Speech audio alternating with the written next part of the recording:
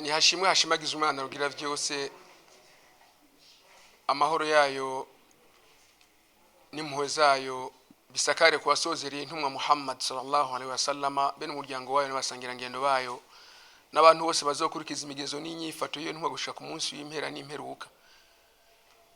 Ugufasha abayisilamu muri uku kwezi kwa Ramadhani nuko tuba twisunze inyigisho z'intumwa Muhammad sallallahu alaihi wasallam yavuze ati uzogaburira uwiriwe yisonzesheje azoronka impera ku Mana ingana nuwo yagaburiye, impera ingana n'impera ironka uwo yagaburiye, kandi atana gitonya kigabanutse muri iyo mpera. Bisigura ko uwiriwe yisonzesheje muri uko kwisonzesha kwiwe hamwe yo bayandikiwe ivyiza 100 n'uwo yamugaburiye amuronka ko ivyiza 100.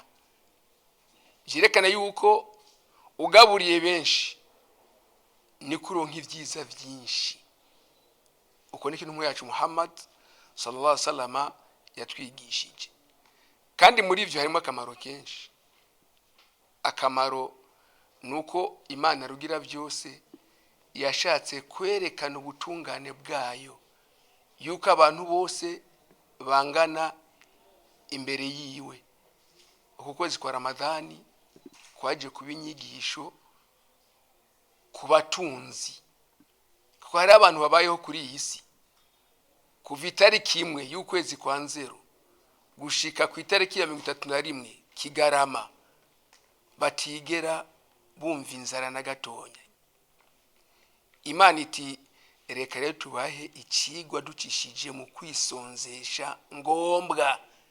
Ko ari kwisonzesha ngombwa n'ukwisonzesha kukwitanga. Ngombwa tuvyita faradhi, ukwitanga tukavyita sunna.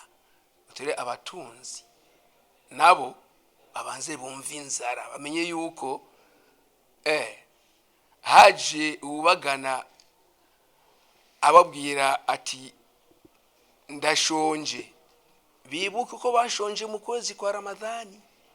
Ako niko kamaro k'ivyo. Ibi bigenewe bantaho nikora, bigenewe abakene n'aboro.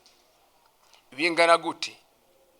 Ibi bizotangwa mu gihugu cyose cy'u Burundi, mu mihingo yose mu Burundi. Bizogaburirwa imiryango ishika 3,000.